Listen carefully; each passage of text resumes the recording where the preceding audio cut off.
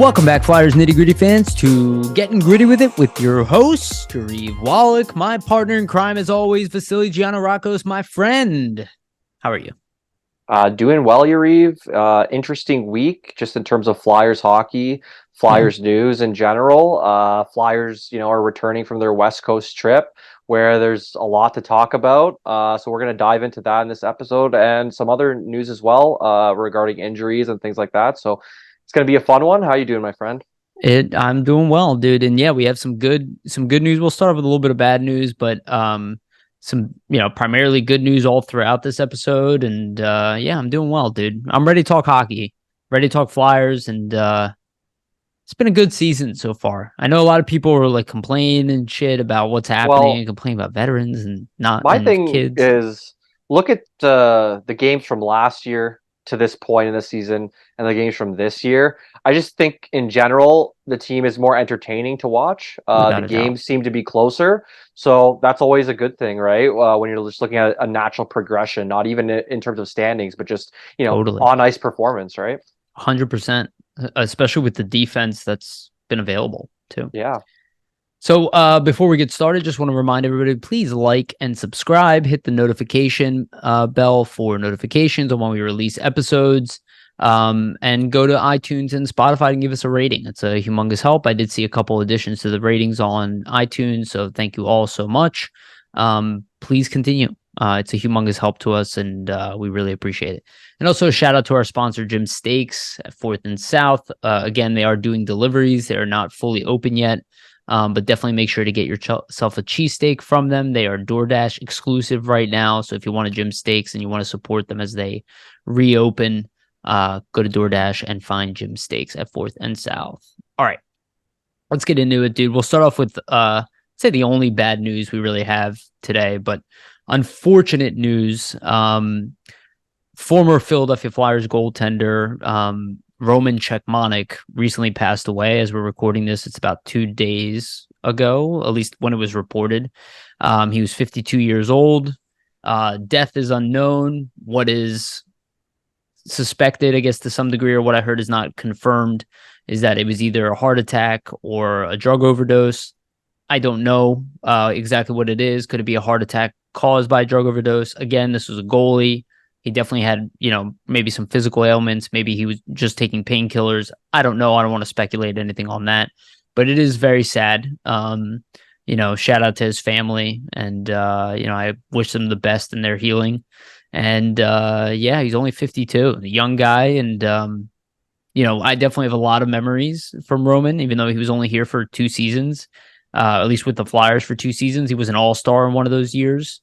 He was a damn good goalie, a little bit of a head case, as a lot of goalies are. He pretty much, I think he's the only goalie, at least that I've seen, do this, where he would do the cranium carom, and that's, Yeah.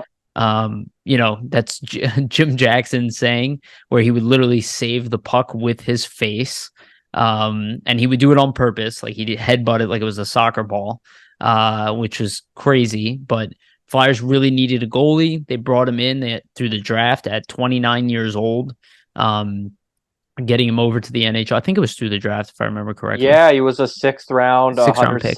171st overall in 2000 draft. Then he played 3 seasons with the Flyers. Oh, it was 3. Sorry. Thank you. Yeah, 2000, 2001, 2001, 2002, 2002, 2003. And then he had his final season in 03-04 with the Kings. I mean, for me, I was only born in 96, so I was really only 4 years old at that point. But I just started watching hockey at that age, and in my household, that was your first Flyers goaltender too. Yeah, exactly, right. So that was the first Flyers goaltender I really ever saw. I remember being a kid and having my dad put the games on. I would watch, and for somebody who was a goaltender, I would say that Cechmanek had a big influence on me just in wanting to actually pursue that position, because I saw him play a lot of games, and I remember as a kid and as a little kid just thinking, wow, like the way he makes saves is really cool. And he was very different from a lot of other goaltenders, right? Very Yep. unorthodox style and just using whatever he could to make saves. And I think maybe his style of play kind of normalized that for some goalies coming up in the future, right? Like you see a Tim Thomas come up, significantly later, a couple of years later, maybe 5, 6 years, and kind of same style as Czechmonic. So it's really sad news to hear. I think he's probably, if you look at the stats, obviously the playoff performances were disappointing, but one of the best Flyers goaltenders in that small 3-year sample size in terms of stats. So it's just really sad in general. And, my condolences out to his family and just rest in peace to Roman because he seemed like he was a great person. Yeah. Yeah. He had some frustrations here in Philly. Again, he didn't really speak the language, which is an issue when you come over at 29, really knowing any English. It's tough. He did help bring over Yuri Dopita, who most people probably would not remember him. He was like one of the best players, I think, in the KHL Yeah. at the time, who was one of his best friends. He had some minor success here. It didn't really translate to the NHL to the same degree. He was more of like an average middle six type of player here, maybe even third line player here. But Roman Czechmonic definitely was a big impact on the league, created headlines, made some crazy saves. He was a damn good goalie though, and the Flyers needed a goalie at the time. And he, like we said, he was an all-star. So rest in peace, Roman. And you definitely left too early. And what is it with former Flyer goaltenders dying too early, huh? Yeah, I know with him and Emery and even obviously Pele, like it's just tragic, right? In all Yep. circumstances. And like you said, for Roman, I mean, it was a treat to watch him and rest in peace. Yeah, for sure. All right, let's move on to current hockey news. Got some, I would say, good news today. Not 100% clarity on it, but as we record this today, Rasmus Ristolainen and Mark Stahl are skating with the team. We heard Tortorella talk today. No real update beyond that, as far as a timetable for returning for both of them. But Risto did have that setback, so we weren't really sure, and we haven't heard much about him. And it seems like Mark Stahl might be, I don't know if I want to say ahead of schedule, but he's definitely Close. more in that 4-week range than the 6-week range. We were given a 4 to 6 week range.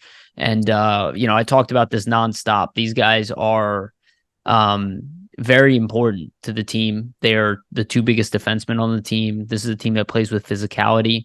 And they, in my opinion, have been definitely missed, even though other guys have definitely stepped up, and we'll talk about them. I guess I had this a little bit lower. So, Victor Mete and Cal Peterson were both sent back to Lehigh. I did kind of message you. I was like, oh, I wonder if that means Risto's coming back. I think maybe there's a chance for Risto just because you sent down one of your defensemen. It's possible. They're looking at 6 D-men at this point for next game. So maybe he's close. Yeah. Maybe closer than Stahl. What do you think? So this was actually mentioned today, just during some of the pressers with the media talking to Stahl and Ristolainen. So Stahl said that while tomorrow isn't an option for a return, he's looking to be back soon and didn't rule out the possibility of a weekend return. But he said it'll be up to the training staff. Also confirmed it was a rib injury. It was ribs. Yeah. So I Oh, guess when he interesting. fell, I thought it was the wrist. Yeah, that's what But I I thought. guess when he fell, something must have broke or fractured there. That's a tough one to come back from, especially in hockey, right? Like think about the contact you're taking regularly as a defenseman to the ribs. So it makes And the sense that, skating, yeah, breathing. exactly. It makes sense that you don't really want to rush that. So we'll see what happens there. In terms of Ristolainen, he said he was feeling better and that he's been skating for about a week. He also mentioned that he hopes to be back sooner than later and that he revealed it was a lower body injury. So there's still no clarity exactly on what it was. But like we said, and we've been speculating, just the fact there was a setback, groin, could be definitely what it was and what affected him there. And then for Carter Hart, it's just unfortunate luck. He said he had food poisoning and had some bad fish in California. So everybody's been there. Personally, me, actually, I ate some bad chicken last week. I was out somewhere and the next morning I was throwing up. So I feel Carter's pain. That's never where you want to be at all. But, hopefully he's over it now and we get to see him back on Wednesday. But I'd imagine Hart will start tomorrow just based off of that. Yeah, I think so too. Especially with Pedersen being sent back down. I guess they could go with Erson again and give him another day, He but if played he's well. played well. Yeah, of course. But if it's not like an injury and his stomach is better, then I suspect he's going to be in net. Um, and as far as Risto, I mean, let's hope. I assume they're just waiting to see if everything's all good, and if they have one of the two guys coming back for the weekend, maybe they felt comfortable sending Mete back down, who didn't look bad in the Yeah. NHL. And I mean, they could always call him back up, right? Because I True. believe the Flyers are going to be at home for the first time in a little bit here. The Carolina game's a road game, so it's possible maybe if both aren't ready or if there's something that's happening in terms of setbacks, we might see somebody get called back up on the Friday. So I guess we'll have to keep an eye out. But It's hopefully, still one of them's are ready to go. it's still a little bit of a risk to go with just six defensemen when if somebody gets hurt right before the game. You never know, yeah. Yeah. So it does make me think that maybe Risto is a lot closer than we think, but I don't know. Or Stahl, yeah. Yeah, or Stahl. Well, I would suspect that if somebody had to jump into the game, maybe they would go with an extra forward, but it's not a position you really want to be in. No, exactly. Yeah. All right, so some good news there, and let's go through some of the Flyers. I guess I would say recent success. A lot of people freaked out over a loss to the Sharks. Sharks came in winless. They were 0-10-1, I believe, when the Flyers played them. Yeah. Game where the Flyers outshot them significantly, and the Sharks still came away with a 2-1 game. And maybe you don't agree with me on this. People want to. I don't agree with majority of takes out there. I would say almost any of them where people were freaking out and saying the Flyers played terrible. And all. I really don't think they played terrible. They didn't play their best, but it wasn't a terrible they didn't show. play their best, but again, their goalie made some good saves. They didn't have like crazy amounts of chances throughout the entire game, but they definitely put enough shots on net to score more than one goal. Ersson didn't play poorly. Those were two good goals that went in. They were big goals. And be honest with you, it seemed like more of like the hockey gods talking. Like how often could that team lose in a row? Right? They also beat Edmonton, who's also struggling. It should be a lot better, really, than they are. Yeah, so. It's just like I don't know. Teams don't lose that often, and you're kind of walking into a game where, they just get reamed out by their GM. It's a lot of times you do come back with a strong game after that. That's what I mean. We even talked about it beforehand. I think just offline texting between us that, Mike Greer went into the locker room, had a meeting with all the players. That's going to fire them up. And we kind of saw that, right? Like San Jose started quickly. They had a really strong first period. And the Flyers after that, I mean, I thought they controlled play in the second and the third. The first kind of belonged to San Jose. It was just the fact that they couldn't capitalize, right? Like, and that happens sometimes when you run into a hot goalie. And Mackenzie Blackwood has had a history of putting up really good numbers against the Flyers. And I think for goaltenders, it's a comfortability factor. Like Blackwood has known that he's played well against the Flyers before. So you just see that jersey, that team on the ice, and it kind of brings that back in terms of mojo and just your ability to kind of execute, right? So Blackwood had a good game. The Flyers outshot the Sharks. I just think, it happens to be that they don't end up pulling the victory out. You see the urgency they play with in the third. Arguably, if they play that way all three periods, they're going to win for sure. I think if there was maybe 5-10 minutes more in that game, you would have saw them probably tie it up. Just unfortunately, the time ran out for them. But it is crazy just when you look at that Western road trip, like as a whole. I mean, if you would have told me, and I tweeted this out, right? Like if you would have said, okay, the Flyers get 4 out of 6 points on this Western trip. Well, my initial thought process is they're going to beat San Jose because they're the worst team in the league, and they're going to beat Anaheim, and they're going to lose to LA, who's looking like, a bona fide cup contender right now in the West. And that's not what happens. And that just shows the unpredictability of the game in terms of hockey, right? Like any team can beat any team on any given night. And that shows in both ways, where San Jose beats the Flyers and then beats Edmonton. Nobody thought that was happening, right? Two game win streak for them. And then the Flyers beat, LA, and probably nobody thought that was happening either. Even if you look at the betting odds, like the Flyers were up 1-0 after one period, I believe, in LA, and LA still had better odds on betting apps to win. That just shows you like what the thought process was, right? Just from that perspective. So I think any road trip that's 4 to 6 points for a team is successful. So I thought the Flyers, at least against Anaheim and LA, they kind of got back to what they were doing earlier that really allowed them to have success and win some games. Like they were transitioning the puck up the ice quicker. I thought, in the prior games, the San Jose games, and beforehand, the last handful, they've lost about, I think they lost about like what, 4 of the last 5 or something along those lines. Yep. That kind of shows, right? They were still creating chances, but just some of the execution was off. Whereas I thought in Anaheim and LA, the passing was much cleaner up the ice, Definitely. the zone exits and the outlet passes, and that translates into more offensive chances and being able to create and capitalize.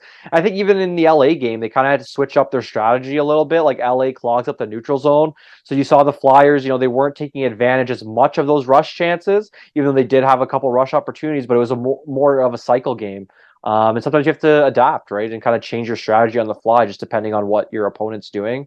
What was your thoughts just on the whole road trip in general, Yuri? Yeah, I mean, for sure. So totally agree with your statement of, how you anticipated this would kind of go down. I knew that LA was going to be the toughest game. I thought the Flyers played well in all 3 games, to be honest with you. And it's another one of those kind of patterns I've seen this season where the Flyers, like even in games where they've outplayed their opponents, they still didn't come up with a win. I would say that's at least half of their losses. You can kind of peg to that. And I think San Jose's game kind of fell underneath that. I don't think San Jose played a great game. I mean, they had 19 shots on net. Again, the big killer there. Flyers go for 4 on the power play. San Jose goes 1 for 5. Drives me nuts. Flyers in all 3 games. Yeah, in all 3 games, they had more blocks than their opposition. They had 23 blocks against San Jose. They had 21 against the Ducks and 20 against the Kings. More than all 3 teams. They're getting in front of pucks. They're hitting majority of the time. They were out hit by Anaheim 14-10, but they kind of dominated that game. And again, special teams, Ducks get 2 goals on 6 opportunities. Flyers go 0 for 3. And then again against LA, they do go 3 for 3 on the penalty kill, but again 0 for 4. So it's 0 for 11 over 3 games. I think they're 0 for 22. Yeah, 0 for 22, and they're last in the league right now on the power play. Yeah. I think they're 7.7%, which is pretty abysmal. But yeah, I think in that LA face-off dot, which is Yeah. killing them, and I would say in both special teams. I think in that LA game, I mean, they showed some better looks on the power play. There's more puck movement, but like still, right? Like it's fine to create the chances, but eventually, I mean, you have to capitalize. I thought some standouts, like for me, like I really think the Couturier, Atkinson, Forrester line, I like them in the Anaheim game and in the LA game, right? Like in the Anaheim game, that line gets the first 2 goals. It kind of sets the tone, right? Like Couturier gets the first one, Atkinson gets the second one, and he's had a great start. Just in terms of his production so far, I believe he has, what is it, 8 goals on the year? Is it 7? 8. No, 8 goals. Yeah, because he scored in the LA game as well. Yep. So yeah, I mean, really hasn't missed a beat, which is great to see. Even Couturier too. Like he scored in the Anaheim game, got an assist in the LA game. He's looked good. Forrester, though he has not scored, I thought on the forecheck those past 2 games, he's been really effective. Like we saw the play in the LA game where he strips Gavrikov with one hand in front of the net. And you know how hard it is to do that? Like Gavrikov is not a guy who's weak on the puck. He's usually a strong defender. So for Forster to come in there, strip him that close to the net, get a shot off, the rebound goes to Couturier, he kind of passes it to Atkinson pots it. Like just in general, I think that line's developing chemistry. So I'm kind of interested to see what they can do. And I think Forster as the rookie, just being with 2 veterans, that can only help him. Yeah, because he has 2 guys that he can really rely on. And then the other line that they put together, Frost, Konechny, Tippett, I was a real fan of that. I mean, obviously we see Tippett kind of get going here, with the goal in the Anaheim game, on Vetrano. That move that he makes is, beautiful. Yep. He just goes right around him. That's an all-star level type move.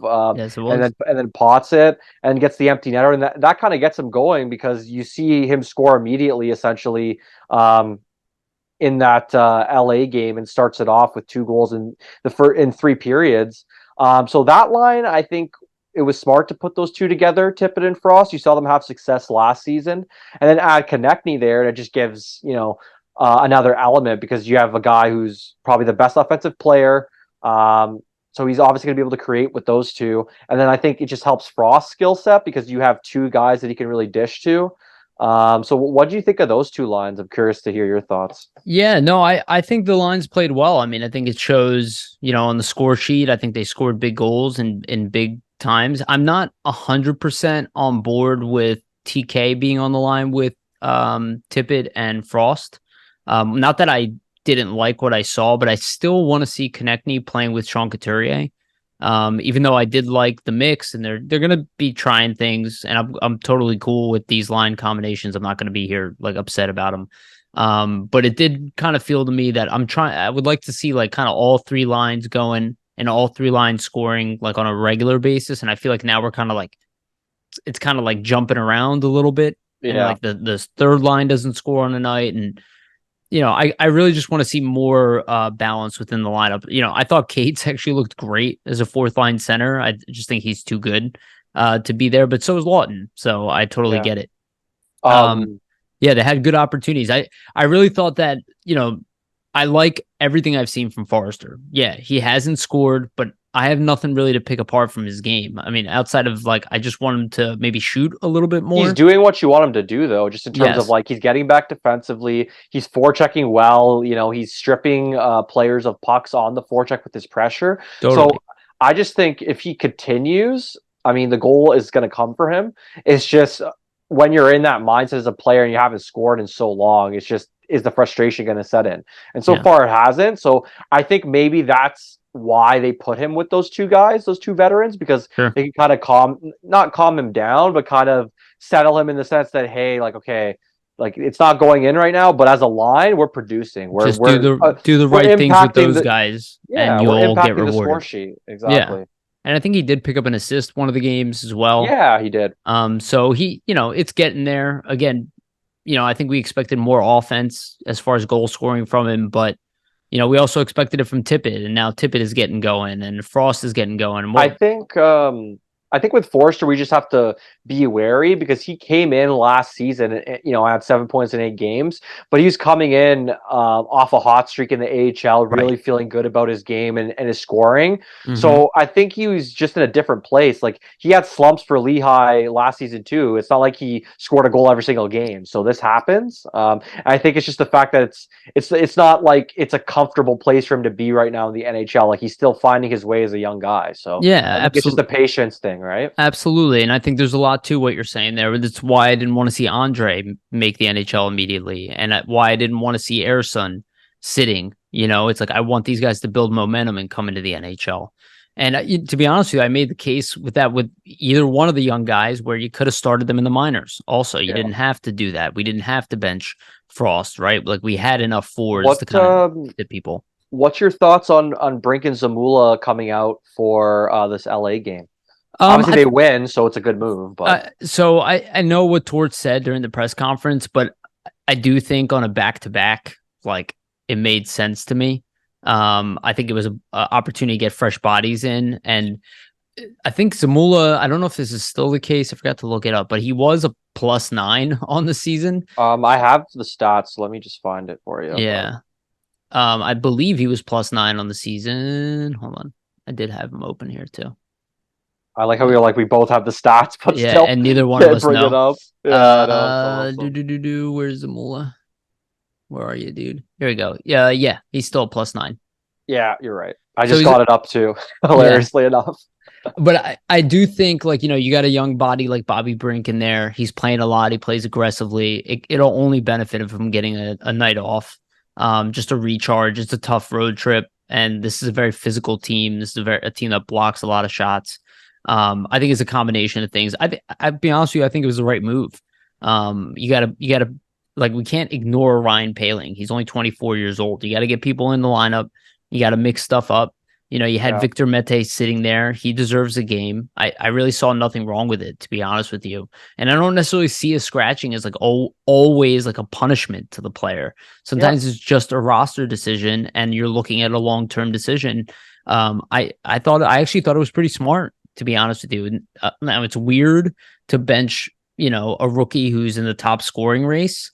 But again, when you saw the fact that his production was going down, we might see that with Forrester at one point. I think the difference is that Forrester has just been strong, like every game physically, And I think that's probably why they felt a little Well, more I think comfortable. with Brink, right, just his size, he might not be as effective Right. in terms of the forechecking. I thought he was really tenacious the first, couple of weeks, but you kind of did see that tail off in his game. And Right. I'm sure the coaching staff sees that and they're thinking, hey, like, we're on a back to back, Exactly. tons of travel. Let's Exactly. get him a game where he can kind of just see from above and then almost recharge. So the Brink scratching, I have no problem with that. And even Paling, like Tortorella mentioned in his press conference yesterday, essentially stating that Paling on the third line, he had four scoring chances that was created. Yeah. So that just shows, right? Like maybe there is some more offensive flair to his game. He was a first round pick.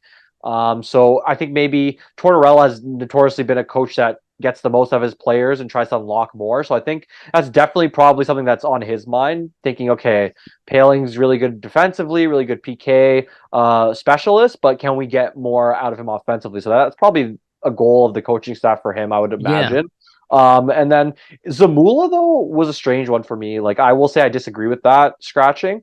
The reason being, I mean, he has made mistakes so far.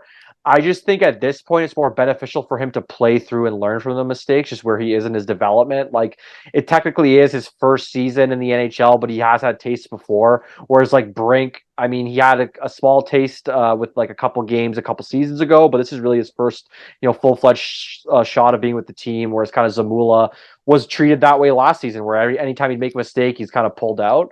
I'm not really a fan, especially considering just like the way that he played in that Anaheim game. I thought he really had an effect. Just like his point shot that kind of led to a goal essentially Hmm. on the Couturier one. And then also I thought he had some really nice like defensive stick positioning and actually like underrated stick plays in his own zone that kind of broke stuff up and the play got started the other way. So I understand why you bench him because I mean it's a learning experience or why you scratch him, but I just think for him and where he's at, maybe just playing through would be more beneficial. But we'll see, right? Like he could get put back in the lineup the next game and have his best game of the season, and what do I know, obviously. So, Yeah. Well, right, like it goes both ways. But I just think maybe for him, I would like to see him work through it a little more. yeah, I think that's fair. I guess with me, I just look at it as one game. Like Mete took Oh yeah, it's not the end of the world or in the anything. LA game, Mete essentially took Belpedio's minutes, and Belpedio took Zamula's minutes, which is 3 minutes extra. So it's That not. hip check, man, from Belpedio. Well, I also thought about that. Like maybe it's an opportunity just to reward Belpedio a little bit with a little bit more ice time, I just thought because he's he's looked played. solid. Yeah, he's looked really solid. So let's actually get into our next topic because you kind of mentioned it already. So look, this is what I love about John Tortorella, and for those who think he's a bad coach because they freak out over a roster decision, the reality is that gets more out of players. This is what I was hoping for. You don't see him, like he had some changes, but it's not like he's demanding more talented players here or anything like that. He's working with what he got, and he's getting more out of those guys. The first one we can talk about is Travis Sanheim. I made a video about him. We've talked about him already. In the game against Anaheim, he had a goal, 2 assists. He was a +4 in that game. Again, he's playing close to 30 minutes a night right now. I mean, talk about taking your game to the next level. I don't think anyone, like, yeah, I anticipated he was going to be a big part of this team. I had him as my breakout player, but I didn't think he was even going to play to this level. And this is like, again, he has to keep it up. There's still a long road ahead of him, but at the level he's playing, it's legitimate number one defenseman stuff here.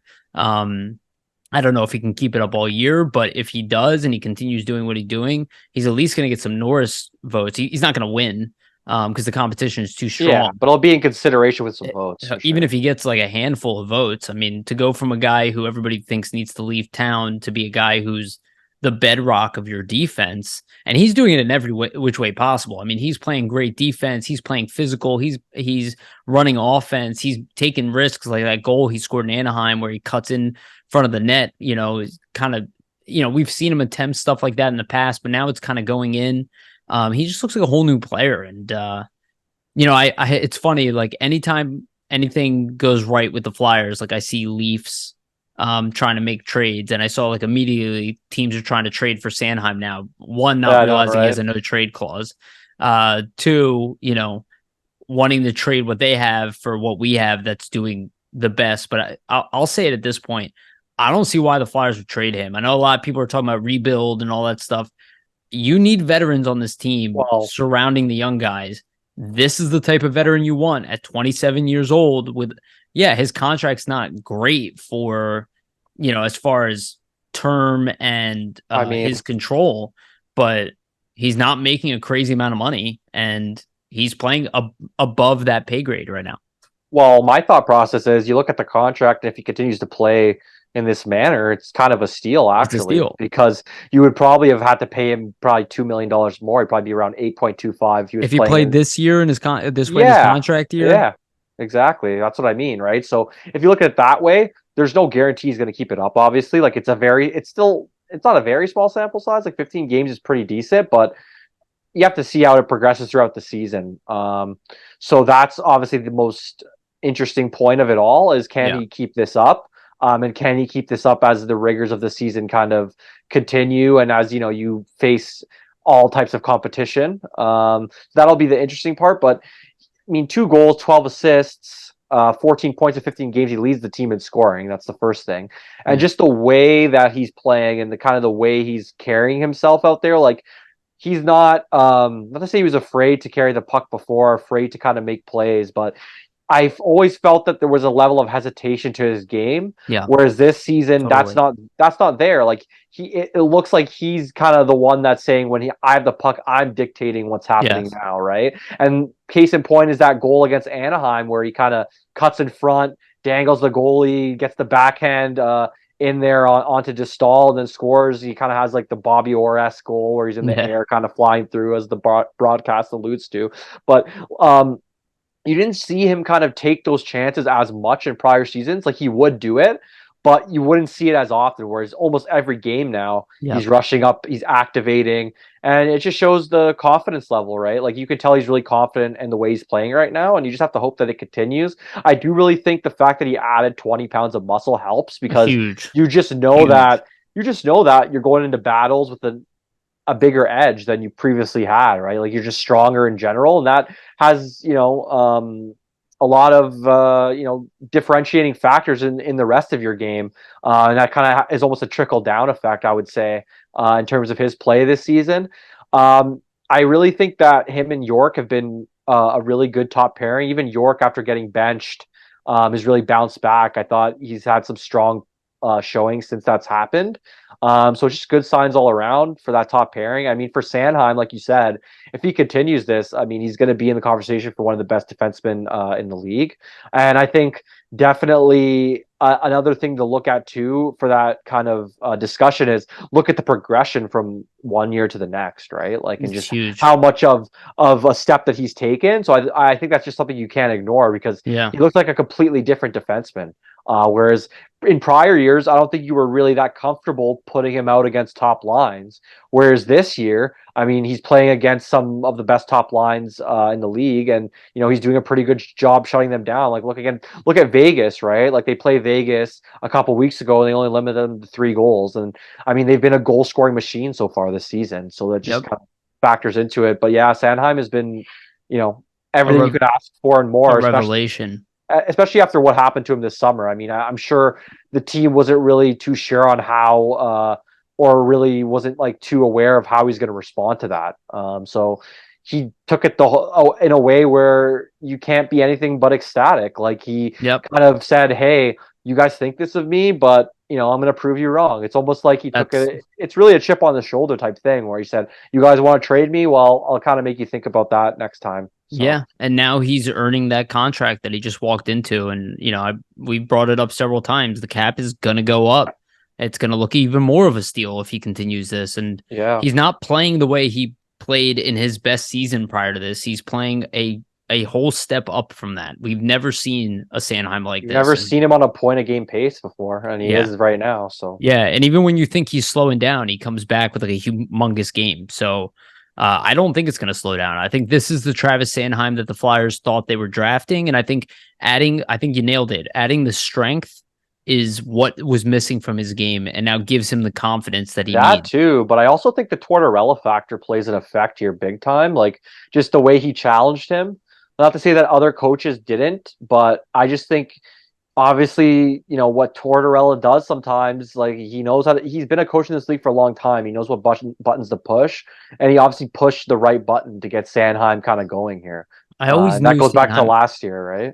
Yeah, and I'm glad because I always knew Sanheim had another gear too. Even when he was playing his best hockey prior to this season, I like always knew there was more. Well, And there I was a know, casualness to his game, I think. yeah, yeah, I think again, he's just a confidence-driven player, and if you're bigger and stronger and you came in more prepared than ever, I think that totally plays into it. And getting the top pairing minutes and earning it in camp and just showing so much. I think he was just due. Yeah. His maturity level is high, and I wouldn't be shocked if he does get one of the A's, because he is the leader of the defense. I could see it, and I think too, like just one last thing on Sanheim is Yeah, his just response in terms of mistakes. Like he had that play, early in the season where Claude Giroux strips him 10 seconds left in the period, and the Flyers get scored on, and it kind of changes the whole game, and it slips away from them. Whereas if that doesn't happen, they're only one goal away. They might come back. And I think the Sanheim from prior years would have really let that affect him and get to his game, but he kind of brushed it off and continued to play at a high level here. And I think yeah, that's that's a a good big point. thing, right? Like I think maybe he's just more confident all around and just not willing to let those kind of little things detriment his game. So it's a great thing to see from him because obviously with where they draft him, they always thought this was a possibility, and now it's finally coming out. Yeah, absolutely. And it's the maturity. It's the whole fact that players are not developed by the time. And we were mentioning Especially Ryan. defensemen. Yeah, but we were mentioning Ryan Paling. Like he isn't going on a different route than Scott Lawton right now. I mean, at Mhm. 24, Scott Lawton was struggling to be in the NHL. Um, now we think of it like that's so far behind people. Lawton's a legitimate NHLer today and a high value one. Guys like Ryan Paling fall into that mix too. I mean, It's a good nobody point. said he has to be NHL ready by 23 years old. I don't believe any of that stuff. So let's talk about our next guy. And I know you have a lot of positive stuff to say about him, but Sean Walker, I mean, like, wow. I mean, this guy came in, he didn't have as big of a role in LA. But now that he also, is kind of forced to be elevated, even without the injuries, he still would have been in the top four. This guy is just doing it all. I mean, he's playing on the power play. He's doing PK stuff. He's got an offensive touch that you definitely referenced quite a bit in the preseason, and even before that. I just don't think I think he's vastly exceeded expectations, and really, really just looks like a player who a lot of people want to get rid of this guy. They might trade him at the end, depending on where they are. But I think they're going to be a little bit hesitant because if you can get him on a good deal, I mean, he's not very old. He just turned 29. If you could even sign him for a 2-year deal, maybe even a 3-year deal, he's Oh still yeah. tradable on that. And he's a high value player, and he seems like one of those players who's aging like a fine wine as well. That he probably can be good into his maybe his early 30s, can still keep this play. And he definitely surprised me. I thought he was going to be a really good bottom pairing defender, Yeah. like probably very good bottom pairing defender. But Good number five. I didn't think he'd be a good top four defender. Well, yeah, he And looks like a bona fide top four option right now. yeah, And I don't think a lot of people expected that. But I think that has to do with just what happened to him in LA. Like, he was actually playing in their top four.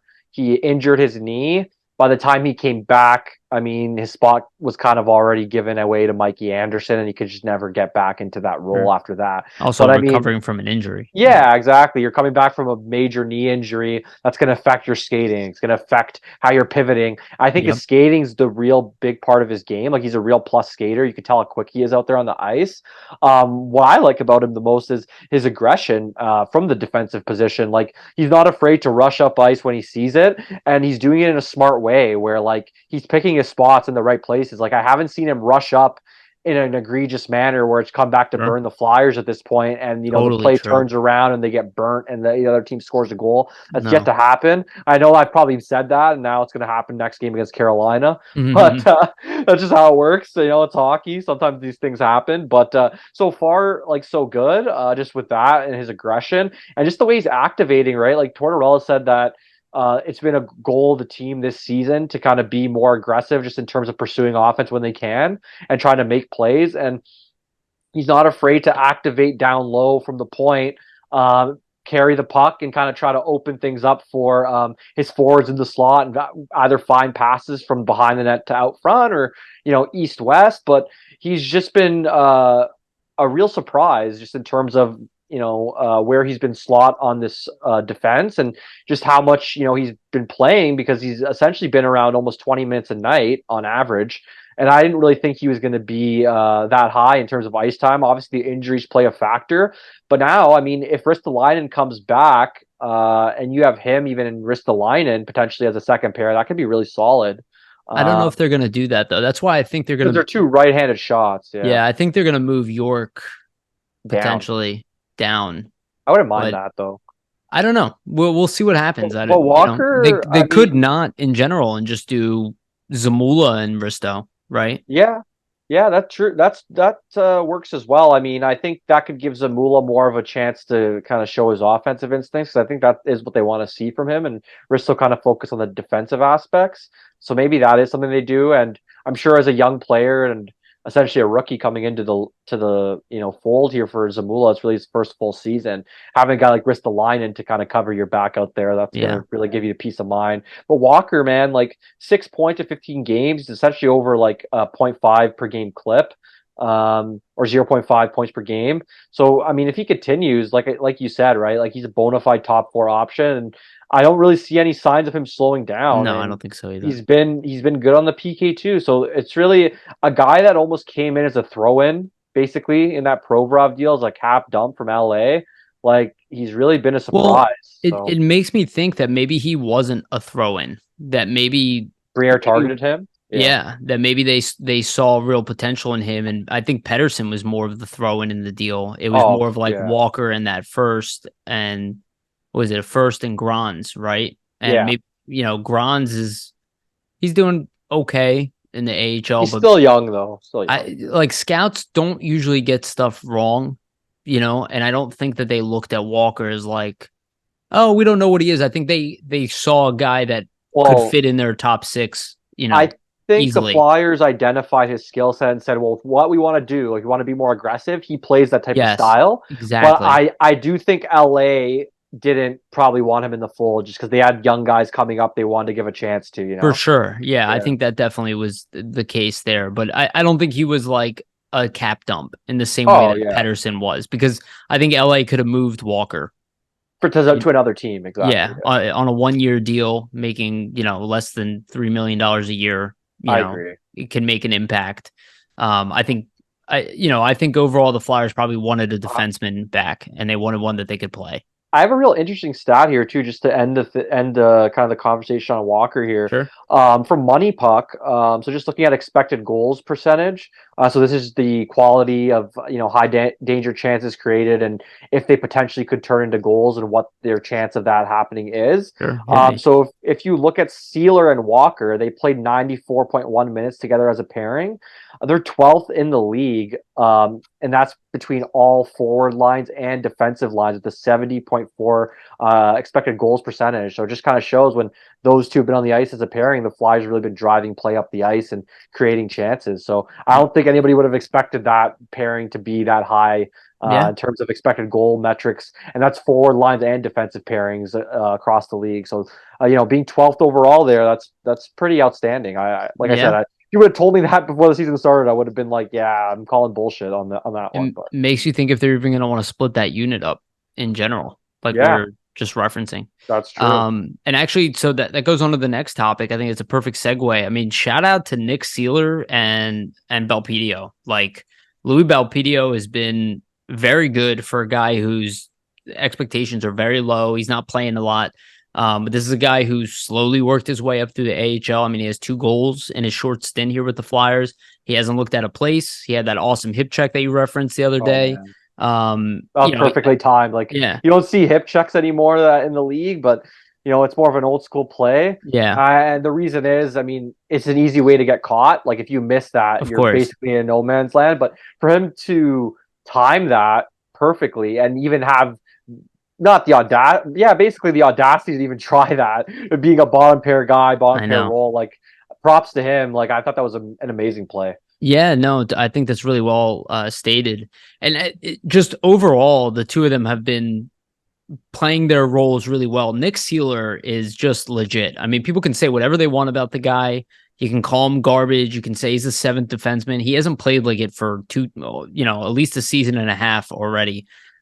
He has looked completely legitimate, and he looks like a really solid bottom pairing defender. And you see why the Flyers didn't want to move on from him. They will definitely be getting offers for this guy at the end of the year.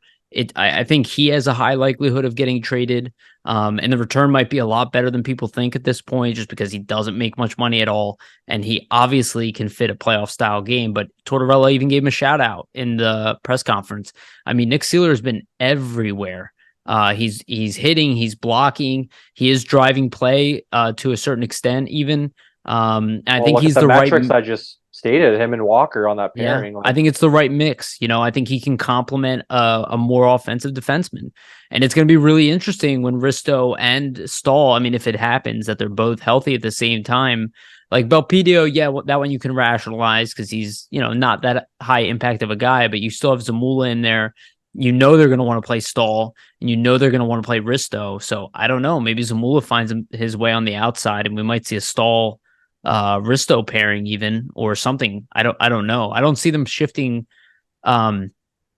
Sanheim back to the right hand side, at least not immediately because of his success. So I don't know. I think that might, they might rotate Stahl in with Zamula or whatever, but I just don't see Nick Seeler being a big victim. Yeah, I mean, I think just with the way Sealer's playing, you can't really expect more from him and just his game in general. And overall, right, like it's just like Tortorella mentioned in his press conference, just the story.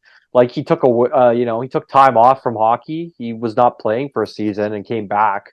And then, this ended up happening for him, kind of cementing himself in the Flyers lineup here. And it just shows the work ethic that he has. Like you could tell on the ice, right? Like he's working hard, lunch pail type of defenseman where he's bringing that effort every shift.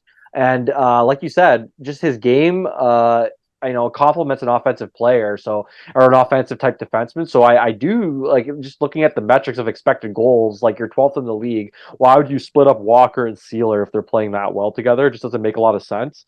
So I do think they're going to try their best to keep Sanheim on the right side, not moving back to the left. And the reason being is he even mentioned himself that he sees the ice better offensively on the right side from his perspective. So it makes sense to leave him on the right versus switch him back to the left. I do think, like what you mentioned before, Yariv, like maybe York is the guy you move down. Maybe you plug Stahl in with Sanheim because we saw that pairing in the preseason a bit. Yeah. But it really depends. I mean, they might not switch up York and Sanheim because they might just playing really well. Yeah. So why change anything that's working, right? The only thing I could see is if they want to try to spark York's offensive game, put him with a more defensive style defenseman, and playing him on the second unit, and then have Stahl, who's done a good job playing with good defensemen back in the day, who's reliable. I don't think they're going to jump to that, though. To your point, I think they'll probably ease it in. My guess is the way the defense is playing by, doing a Stahl Risto pairing, but it's just kind of odd considering the size advantage that line and has. And the stylistic nature of both of them. Exactly. Kind of the same defenseman almost. And unless they think, hey, we can allow Risto to take more chances offensively. He did play a more offensive role in Buffalo prior to this. So I don't know. Anything can happen. I'm open to it all. But I don't think drastic changes are coming to the defense. I don't think either one of us expected that we'd have two solid pairings with Sealer and Walker being a top four pairing, so I don't know what's going to happen. But if you have, if you theoretically have Risto and Stahl and they're really good together, I mean, Stahl, like the same compliments that I'll give to him helping other defensemen, maybe Stahl can help Risto and bring his offensive game out. I don't know. But again, that's all in the short term, and in the long term, other things might change, other injuries. We don't really know. But yeah, it just shows, right? Like, I mean, when I saw Stahl and Ristolainen get hurt, I thought, wow, like the defense is already pretty depleted, even with those two, just on paper when we kind of looked at it and even analyzed it over the offseason. But the fact that, I mean, they're continuing to, have good showings here, even against teams like LA with that defensive core, it does give some tough decisions for the Flyers coaching staff here. And I mean, I think as a staff, exactly. As a staff, that's what you want, right? You want players to be competing for ice time, kind of competing, for those important minutes. So we'll see what happens. But I do And guys expect, playing well sitting, which is yeah. like upsetting to people, but that's a sign of a good team. But now, yeah, I do expect like for sure, like we'll probably see Stahl and Ristolainen eased in more, right? You don't want to rush them Yeah. in terms of ice time. So I assume like it'll kind of stay status quo until the team gives them a reason for it not to be, right? Yeah. Yeah. Well said. I do have Zamula on here, but we touched on him already. So let's move past that. Let's talk about Morgan Frost. So Frost finally breaks his goal scoring or goalless streak, scores 2 goals, one, somewhat lucky, but obviously created the opportunity himself, did a good job by throwing the puck on net, and then does a deflection later in the game, scores a huge goal. You see the relief that he His had reaction, man. with that first goal. And I saw Tippett kind of giving him a lot of love, especially on, just on the bench. And you see how the two of them are Well, close. they're buddies, yeah. So Yeah, and that's just fantastic to see. And we can mix this in the two of them. I mean, Owen Tippett is looking like Owen Tippett of last season. He's playing stronger. You mentioned that ridiculous goal he scored the other night, but then scores again. He's really looking like the player we were hoping he would be, and slowly moving up the point charts. And to have him and Frost going, and maybe it is because of TK on that line, but I don't really buy that. I think the two of them really just have really good chemistry, and I wouldn't even be surprised if the Flyers kind of keep the two of them together. If they change the lines up, like those two will be married, kind of in a way. And maybe it'll be Cam Atkinson switch with TK. I don't know. There might be no changes, but I think actually, the one thing I would like to see, and I'll let you speak in a second here. And I know that Bobby Brink and Farabee have had great chemistry, but a line of Farabee, Frost, and Tippett, it's worked in the past, and Farabee is playing way too well to be a third line player, and that's the one that like they had him off the power play. Now they're putting him back on the power play. He's just I don't think he's getting enough ice time. So I would like to see him be that second line. Maybe Forrester should move down to the third line, and let TK, Cam Atkinson take that top line duty. And with uh, Couturier, and see if you can put together a top six where those are your more talented players. I don't think that's going to happen. But just throwing out thoughts. well, I think you do have a point in terms of Farabee. I mean, like he has 12 points in 15 games, and he's not getting as much ice time as a lot of other players. And he's +8, and he just started getting power play time. So, like in all facets, even defensively, he's playing really well. Just looks quicker out there, the Yep. board battles and stuff. But I like what you mentioned earlier. Like maybe you get Konechny up on the top line. You try I'd Tippett, Forster, I'd and love to Atkinson. see Forrester with Brink and Cates. Sorry to cut you off, but I think that might Yeah, be an interesting line as well. that would be interesting. But Or I think, or what's his name? Lawton. yeah, I think Atkinson and Tippett kind of showed some chemistry when they played with Couturier. So maybe if you have Atkinson and Tippett and Frost, that finds something. Like these aren't the last we're going to see the line switches, so we'll No. probably see these combos for now because it's been working. And then if things kind of dry up again, we'll see some changes. But in terms of Frost and Tippett, man, like they showed last season how effective they can play together. They just understand each other's games, and it's obviously beneficial because they know the roles they're playing when they're playing together. Frost is the guy who's creating the chances. Tippett's the guy who's kind of in and around the net and is almost a finisher, right? So I think it's just clearly defined roles for both of them, and they kind of know where to go and what to do when they play together. And they played together in the past, in the World Juniors and had a lot of success. Shout out to Bill Meltzer. I mean, he had a great article today on Hockey Buzz on Frost and just like the kind of plights of a playmaker and basically how you're almost subjected to what the people around you are doing Yes. with the chances that you create. And he had some really good stats in that article that I kind of wanted to bring up here. So, in terms of Frost, I mean, obviously the big, kind of up in arms from everybody in terms of the Flyers fan base and what's going on with him this season is he finally gets back in for 4 games and he gets scratched again going to that San Jose game. And even myself, I was saying, well, he's been creating a ton of scoring chances.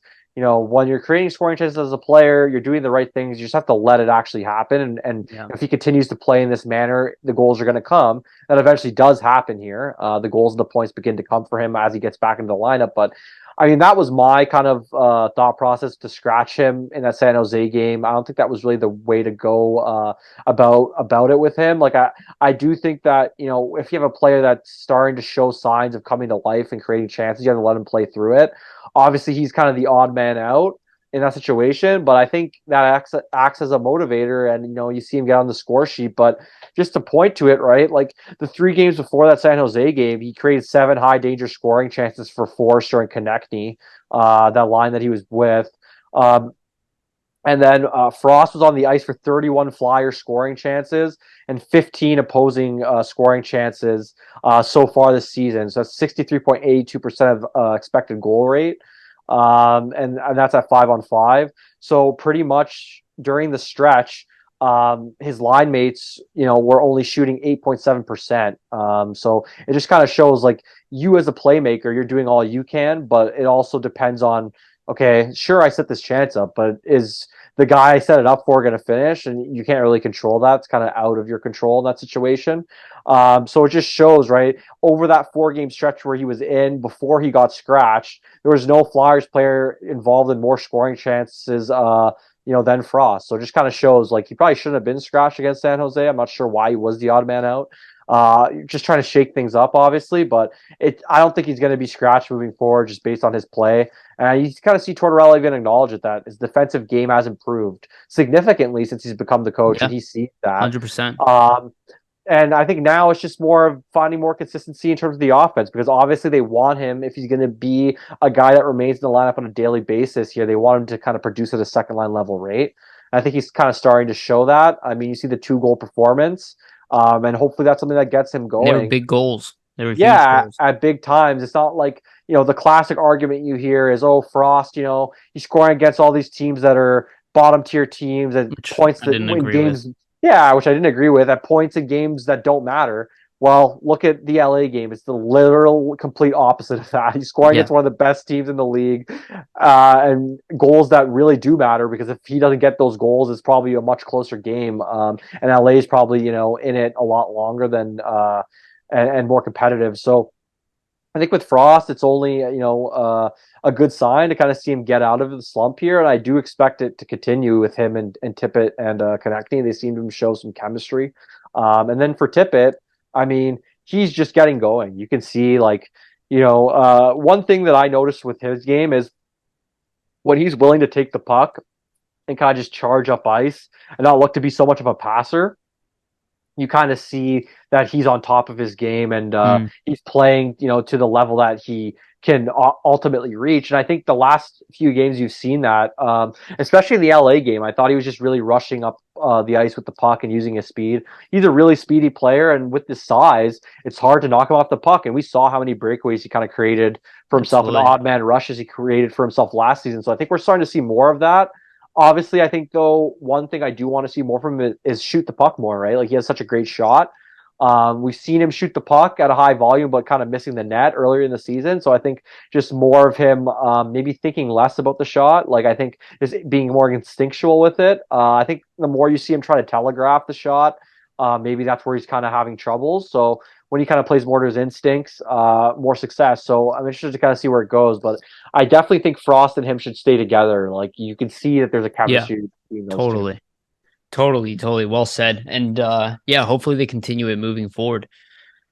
The I, I don't want to dig too much into this because we keep talking about, but again, the Flyers power play needs to be resolved to some degree. Something's got to give. They can't be last in the league for 3 years in a row. Yeah, like it's not. I'm sorry, I don't agree with people that it's a talent issue. Not to be Yeah. last in the league. I don't think they're going to be top 10 in the league with the talent they have on their team, but it's just an organization and an execution problem. Well, just look at it, right? Like, their penalty kill is 15th, 79.2%, about middle of the pack. I'm not saying that's what their power play is going to get to, but like, their power play is what, 7.7% right now, tie with St. Louis. So they're 32nd. St. Louis is 31st, same percentage rating. Like, Colorado right now is 20th, 18.2%. I mean, can the Is Flyers that a raise it? talent problem with Yeah, Colorado? No, yeah, not at all. But it's can an the Flyers, execution I issue. mean, yeah, can the Flyers get 10% up and like get into the 20? You know, if they can raise from 32 between the 22 to like 18 range, I think that's fair. Like I would be happy with That that improvement. that's where I think they should be with their talent level. Again, they score by committee. They should have two solid units. It's a problem that they do not make enough decisive decisions. They do not shoot enough on the power play. They spend too much time on the perimeter. I do think they're getting better to some degree. I like the groupings better than I did The before, but changes they made in the last two games were a yeah, lot more but indicative of what it should be, I right? will say, like, I'm not going to shit on Rocky Thompson because he does more than just the power play. Again, he's the offensive coach. The offense hasn't been bad this year, but I will say he's got to figure that out. I mean, It's it's just crazy it's to me. important.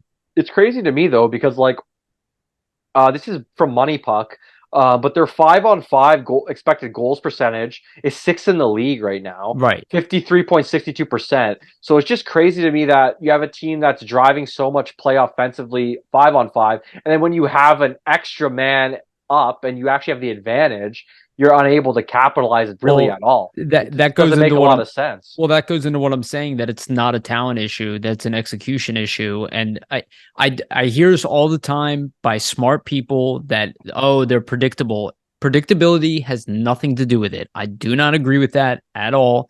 It has to do with executing and executing fast. That means Yeah. 1-2 pass shoot. Well, 1-2 pass shoot. They almost never do that. you It's can. passing around the perimeter over and over again until they finally get a shot. That's not a way to run a power play. Sorry, go Yeah, ahead. no, I totally agree. And I think you can see that it is kind of execution based because they'll be looking for that seam pass or that kind of perfect play. Whereas I don't know, like when you're struggling as you are, and even Couturier kind of mentioned this, that, the power play just needs to get back to being simple. Like they just Yes, need, like it's not working right now. So you know what you should be doing? shoot, Well, yeah, exactly. shoot the goddamn As puck. all the fans love to yell at the players, right? But I think what it really needs to be is, okay, you have your guy on top, and they're kind of running this umbrella, which I don't know if I'm really a fan of the umbrella because they're not really utilizing the bumper position at all. So Right. what's really the point of it right now if you're not even utilizing that guy in the middle? Like put a guy behind the net and open up the passing lanes from out front. You kind of pass from behind the It's a net good to out point, mate. front instead. We saw Uh, hints of that, but not consistently. Yeah, exactly. So maybe we see more switches, but I do like the fact that okay, they finally have Couturier on the half wall on the power play on the left side, utilizes one time. Like they should have been doing that from the beginning of the year. To Yeah. not have him there is kind of ludicrous. He used to be in that spot running the power with Claude Giroux after Jake Voracek left. I, So it just doesn't make sense why they never did that. I do like the fact they put Frost on that same half wall. Like right. utilize these guys in spots where it makes sense. Not as, let's have Morgan Frost be your net front guy. Like that makes If zero sense. anything, do that with Lawton. Do that with Cates. Do that with Yeah. Forrester. I just Do- think they need do- to utilize their shots on the half walls. Like we still haven't seen any one-time goals from this power play. Whereas right. like that's the majority of where teams are creating their offense on the power play is one-time chances, one-time opportunities. So that's something they just need to improve. And that's like to your point, it's execution. Like if you're not passing it quickly enough and the other team can kind of see you telegraphing that, you as the shooter when you get the puck, you're not going to want to take the one-time shot. So they're just not being decisive enough. Right. And I think that also has to do I with the think that's fact. the problem. Yeah, I think it has to do with the fact there's no quarterback. Like, who is the power play running through right now? Well, Like, I can't pinpoint it. I think that is the root cause of the issue, where all these guys are equally talented, so they're all kind of passing around and they all can shoot and score. But it's like, no, like it needs to be everybody knew that Claude Giroux was running the power play when we had a Yeah. great power play. Everybody knew what Wayne Simmons was going to do. He had like 2 or 3 moves. Everybody knew what Voracek was going to do. The difference was they kept it simple. It wasn't a crazy combination of things that they were doing. It was situation. We know what we're going to do here. We're going to shoot. We're going to go down low to Simmons. They knew what they were going to do in every situation. I think that's what the problem is Level of decisiveness. confusion. Yeah. Yes, decisiveness. All right. Just a reminder for everybody, please like and subscribe, hit the bell for notifications, and give us a rating on iTunes, and follow us on Spotify and iTunes. It'd be a huge help for us. Thank you. All right, let's go on to our next segment here.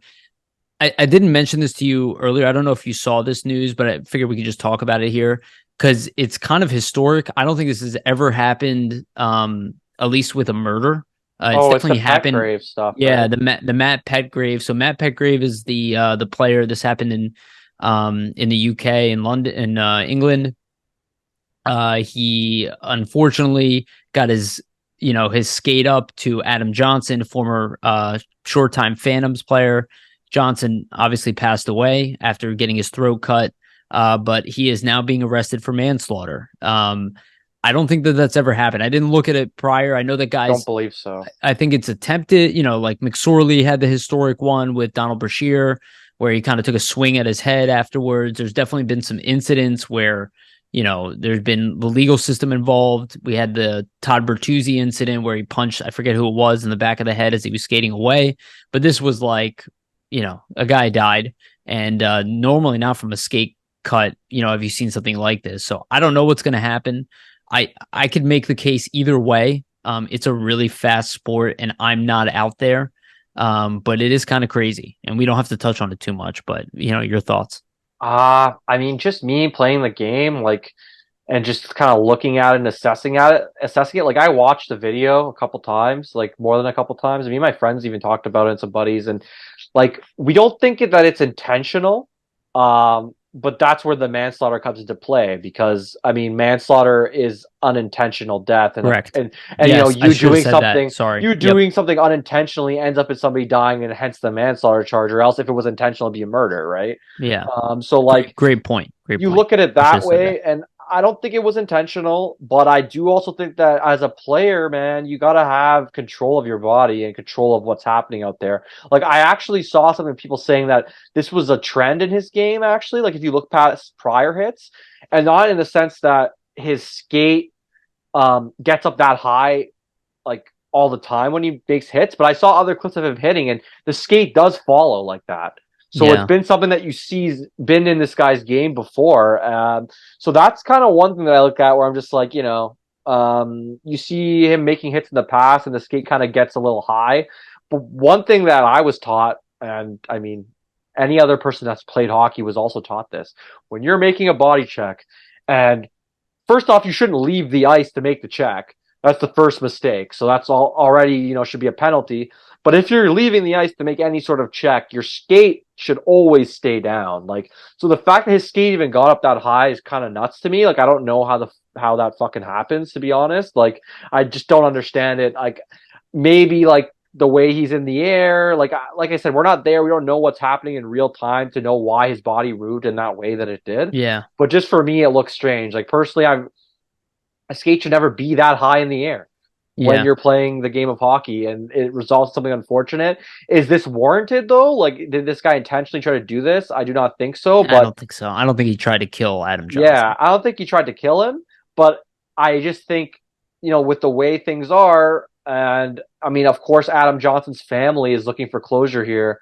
Like, I'm not surprised that he gets charged. It's just unfortunate all Yeah. around in both scenarios. Like, Well, he was arrested, so he's not necessarily, it doesn't mean he's necessarily guilty, but he's going to have to go no, through the court process and all that yeah. stuff. So it's going to make his life hell. And this will all come into play. Like, I'm sure we're gonna hear more of his side of the story in the coming Yeah. months, potentially, as this unfolds. It's just, It would be it's something. crazy for him to end up in jail, though, for Yeah, this. I don't think that's gonna happen. I don't think so either. I think that's all gonna flesh out. I think this ends up happening just in terms of the sense that, okay, you know, it wasn't intentional, but that's literally the definition of manslaughter, is a Right. Yeah. Yeah. No, non-intentional you're death. So 100% right, dude. You they hit somebody charge with him. your car. Yeah, exactly. They charge him based off of that, like it's an accident, but that's kind of, what happens. And It's we'll just see. really an unfortunate We'll story. see where it goes. Yeah, for both. And I think it's just I hope it prompts everybody to wear a neck guard. Like, I think personally, I think we will be getting that in the NHL. Personally, yeah, I think it just has to go through more loops and more hoops. it'll Whereas be it'll be grandfathered in type of thing. yeah, whereas you see Young other players leagues will do kind it. of adopting it right away. Like, personally, me, I would wear it. I would wear it if I was I a always player. wore a neck guard. So, like, me playing hockey growing up as a goalie, you have double neck protection. So I always wore a neck guard because who wants to get a puck in the throat? And second, goalies will have a goalie, like a clear neck protector that kind of drops down Yeah, and hits off too. So, like, and we've seen personally, goalies get their throats slit too, right? yeah, like, personally, I think all players should wear a neck guard. Like, you know what? It's uncomfortable, but if it's going to save your life, Well, it's kind of like the It's Kevlar worth it. socks. It's like, and It's worth it. even Yeah. think simpler to Chris Pronger losing his career and With the Lappy losing visor. with the Yeah. visor. It's like at a certain point, it's like let's just go with safety. Is it really a big deal to wear a neck Is guard? it worth it? Yeah. Is it worth, the uncomfortability of like, oh, this kind of rubs up against my neck in a weird way? Like, who cares? Would I rather have my Get neck a custom sliced one or, then. yeah. Get a custom Well, I one. just think back to Richard Zednick, man. Like, remember when that happened to Oh him? wow, I forgot that one. Yeah. And like he survived, but Well, that they've all survived on the ice from the yeah, for the yeah, NHL ones, but like that was probably even scarier because he was on the ground laying down and then somebody skated by him yeah. when that happened. But like that's just so unfortunate. Like obviously It rest in is. It's peace to just Adam yeah, Johnson and yeah, for Petgrave, I mean, I don't think it was intentional, but I'm not surprised that this happened, to be honest. yeah, yeah. Me neither. All right, let's move to our Phantoms update. So just quickly, the Phantoms played twice this past weekend. They lost 2-0 to the Hershey Bears and then beat the Hershey Bears 4-1. Overall scoring has been down with the team outside of this 4-1 win. They got shut out a couple times. They got low scoring games. They are right now seventh in their division. Hershey is in first place, so they did beat Hershey, which is good. They're 5-6-2, which is not awful, but also not kind of the start we expected. Emil Andre does have a couple assists in his 5 games, and Elliot Denoyer has gotten hurt as well from a big hit where Ronnie Adder kind of jumped in. But let's just talk overall Phantoms. How are you feeling about that? And again, it's not the first time the Lappy's been coached and the team, kind of started off slow. They got a lot of new names on there too. Don't want to forget that.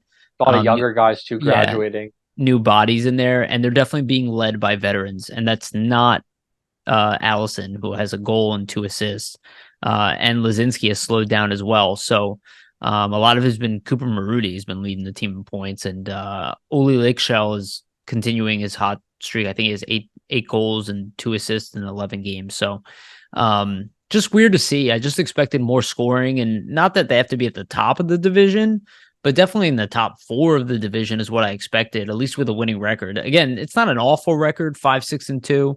I didn't But expect a stronger start. yeah, I expected a Which with the stronger start. talent, well, look at the talent they have on the roster, and you probably didn't even expect potentially. I mean, I expected Lazinski to be down there just due to the numbers game.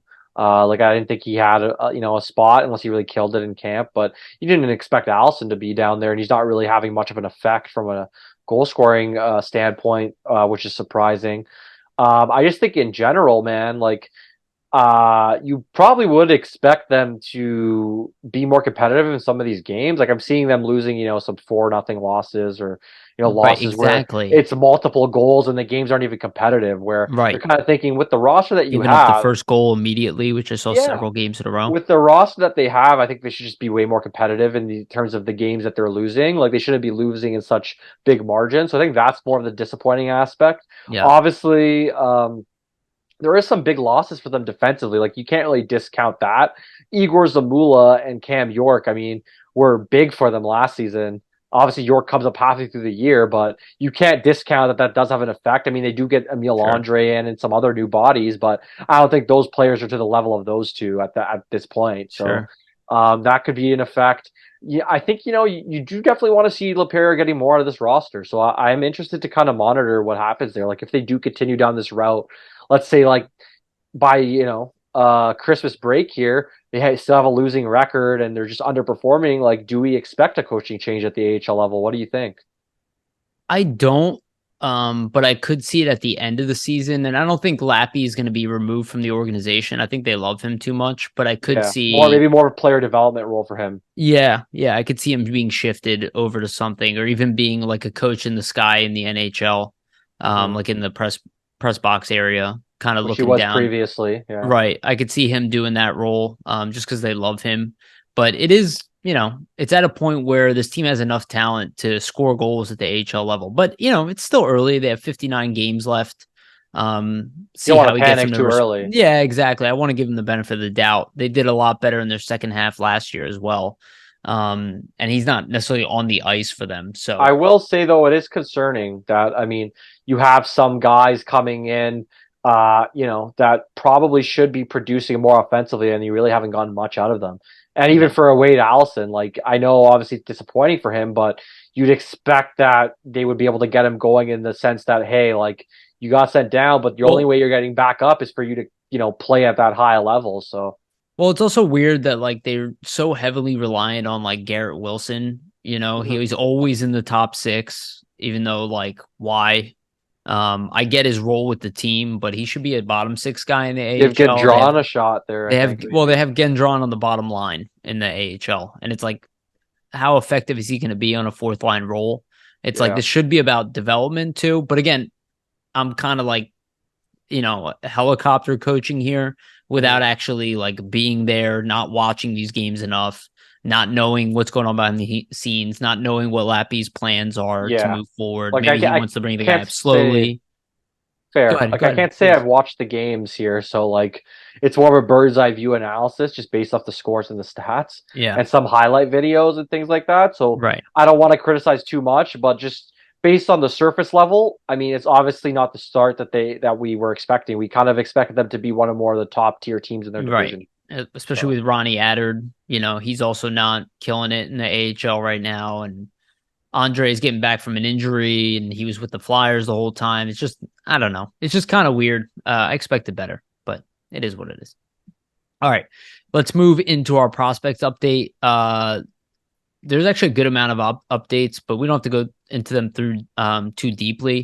Do you want to talk about Denver Barkey? He's got 11 goals, 15 assists, and 26 points in 18 games. The guy is lights out. We talked about this last week. I mean, his high point percentage is just continuing. YHL Player of the Week this week. Oh, So yes, thank you. Thank you. I forgot to write that in here. So and also getting noticed all around. And I'll mention this and then you can comment on both just because they're teammates. Oliver Bonk finally scored his first goal. He's also having great numbers for a defenseman. 1 goal, 14 assists in 18 games for him.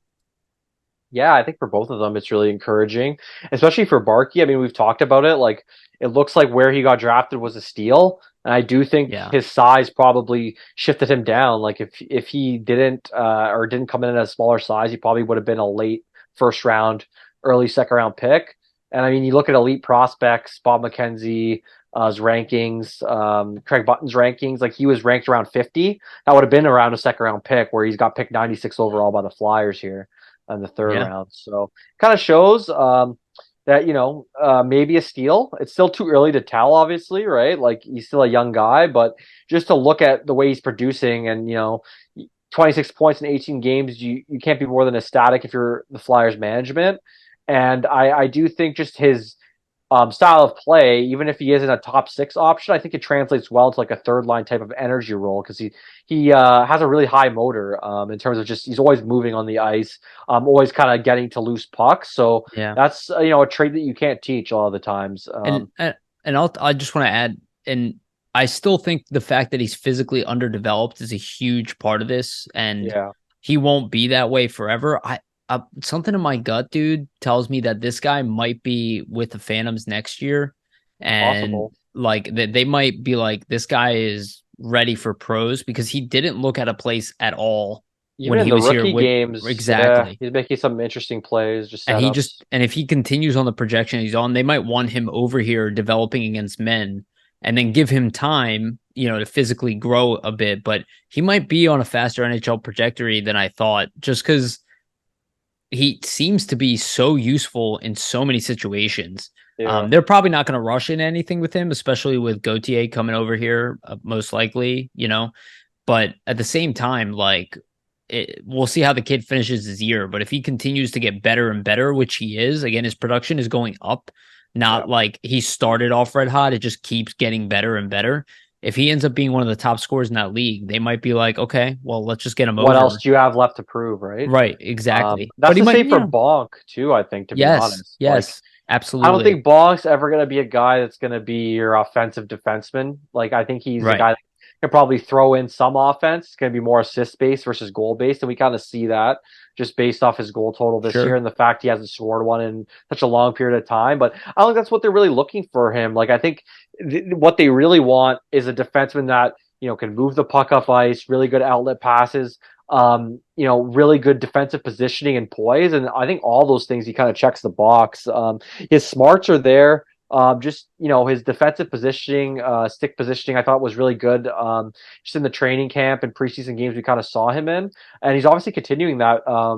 In the OHL right now, I just think you can't really look at his game and say, okay, well, he has to be as a first round pick, this offensive dynamo, because not every defenseman is going to be that for you. And sometimes you need a guy that's going to be more defensively oriented. And I think that's kind of where he comes in. And Mm-hmm. there might be more offense to come. And sometimes that can even be unlocked at higher levels. But I wouldn't be surprised to see him potentially even make the jump to the AHL next season and kind of develop there as well. Because if you look at it and kind of, he's already playing against top line competition in junior. Like, what else is there left for him to kind of develop and learn at that level after a season like this, where he's already almost on a point per game pace as well? So I think both of them maybe have the potential to Yeah. do that next season. And again, they could choose to keep both of them in the London Knights. I don't think that would be an egregious move at all. I think that's No, more typical. But I don't know. They've been really impressive. So just something to keep an eye out. All right, next guy, Cutter Gauthier. He is not scoring at a goal a game. He has 8 goals in 10 games, but 3 assists now, 11 points in 10 games. Just continuing to do really well in college hockey. I expect those numbers to go up, to be honest with you, as the yeah, season rolls on. And I think he's probably due for a couple goals now. Yeah, just still super excited about Gauthier. And you watch highlights of him online, and he's just always active, always dangerous. And again, I can't wait to see him come over here. yeah. I think just obviously the shot, we've talked about it ad nauseum kind of the past couple of weeks here. Just his release is insane. I am more interested just to see at the NHL level how the skating translates, because like for his size, he really moves around quickly out Yeah. there, and really can kind of wind up and kind of enter the zone with a lot of speed, almost similar to a Voracek, in a sense, with just the way he carries the puck in. But he's more looking to shoot obviously than pass once he gets into the zone. Yeah. But it's interesting for me. I just am kind of looking to see how that translates, right? And I think we're going to get a chance to see that probably the end of the season, depending on how far his team goes in terms of Frozen Four and things like that. I do want to see him get some chance with potentially Gabe Perreault, Will Smith, like um, Ryan Leonard. It's crazy to me he has not played with any of those guys yet. I'm sure on the power play maybe, but 5-on-5 he's not played a minute with any of those players really. Like Yeah. it's been very rare. Usually they're together, so I figure he gets put with some of those guys, maybe more offensive opportunities or chances, right? But I guess Yep. we'll see as the season progresses. But yeah, Gauthier. I mean, you look at him and just the way he's playing. He's continuing where he left off last year. It Yeah. hasn't really gotten any worse. It's even better if you look at it. So 100%. And I'll save Mitchkov for last. So the other one is Cole Knuble finally gets on the score sheet.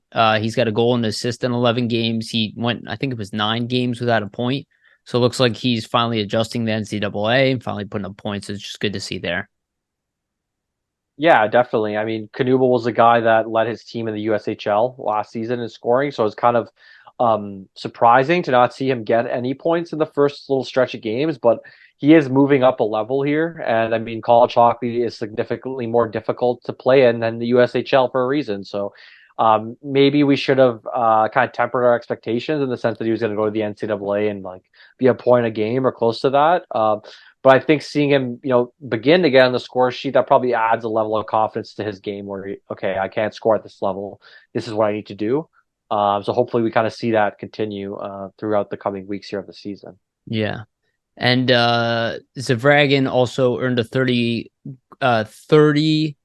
Igor Zavragin. Wow, I don't know what's wrong with me. Igor Zavragin earned a 30 save shutout recently. His numbers this year have just been exceptional in the MHL. He's got in 8 games a 1.46 goals against average, 2 shutouts on the year. He's 5-1-2.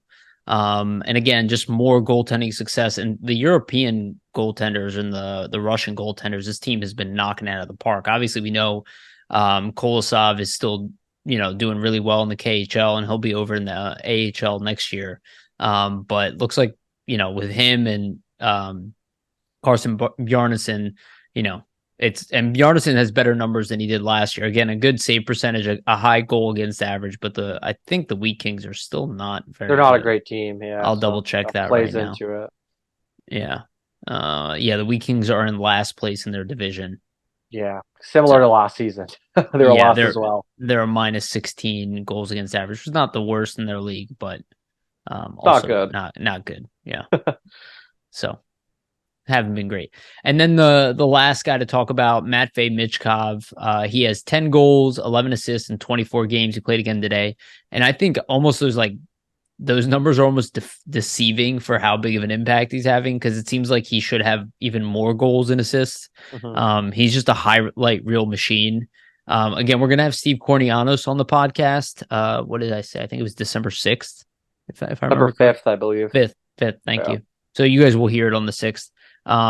So we'll be talking all about young players in that episode. But obviously Michkov is just, God, I'm so excited for him. Yeah, man. He's just, when you look at his game, I don't think there's any stretch where he hasn't really created scoring chances. Like even in this one where he didn't score any points, he still had a bunch of chances created. They just couldn't really finish. Him included and his team. But I think it's just Sochi maybe kind of slowing down a bit, and that might affect his scoring. Like 21 points, 24 games at his age in that league is still really, really good. I'm sure he'll get back to above a point a game or at a point a game. He's bound to have another 3-4 point game in the future here. Right, exactly. But you have to factor in that Sochi's on a 9-game losing streak right now as a club. So just, any team that's on a 9-game losing streak, the scoring is going to be down, right? So I think, once you see them kind of turn that streak around and kind of get back into the winning column here, you probably see Michkov's numbers get back to closer to a point a game. But if they continue to lose, right, I mean, it's hard to come by goals and points when your team's on a 9-game losing. They are, out of 23 teams, they're ranked 19th right now in the league. So they're not a great team, but it just shows, how Michkov, I mean, he doesn't really have a lot of support, obviously, if you're on a team that is one of the bottom in the league, and he's still almost producing at that clip. So it just kind of speaks to his talent level. Yeah, absolutely. Imagine if you put him with another great player. Well, he would be the leading scorer on SCA, which is kind of baffling to me that and probably putting up more points. Yeah, that's what I mean, right? He would have been with more talented players, so he probably would have been scoring at a higher point per game average. So it just doesn't make a lot of sense to me why they loaned him, but it's really goes back to the politics of it, and I do really think that it probably the main factor is they know that he's going to leave and come to the NHL, and it's really a pettiness, and we see that in the KHL, right? And we see that happen with younger players, in the past there. So it's not surprising that it went this route, but I mean, from a Flyers perspective and a Flyers standpoint, the more petty Sky is, it's probably better for the Flyers because it's going to end up in him wanting to leave sooner. So.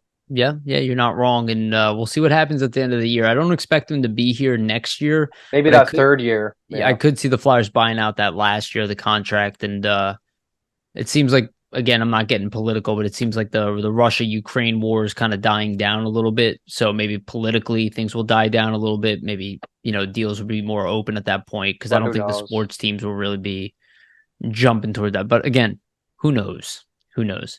But I cannot wait for him to come here. All right, that's the end of this one. This was a good one as well. Anything you want to leave people with, Vasili? Yeah. So I'm gonna try to get breakdown of the first Flyers 20 games coming up here. I mean, they're almost hitting that point. So I think I said before that the way I judge a team, I usually wait 20 games, then you kind of take a better overview of what's going on. So as we kind of reach that, keep an eye out for just an article of that nature for me, just kind of dissecting, the team's first 20 games, where they're at, and where kind of they're going to go from here. But yeah, just keep an eye out for articles for me on Flyers Nitty Gritty, and just articles for the rest of the team in general. We're having content coming up there all the time here throughout the season, so we really appreciate the support. Oh yeah, buddy. All right. Again, everybody, thank you guys so much for listening. We're going to keep this going, obviously. Look out for the episode with Steve Kornianos. That'll be like a full update on tons of Flyers prospects, and we'll deep dive on all of them. And he's been watching all these games, so he's going to give us deep dive to the draft too coming up. So yeah, we'll do a little bit of that. I don't think we're gonna overkill him because our episodes with him sometimes go like 3 hours long. Yeah. But we'll see how it goes. We'll talk a little bit of Flyers as well. But again, your guys' support means everything to us, and it's been awesome. So thank you all so much. We really appreciate you. We love you, and remember, always stay gritty.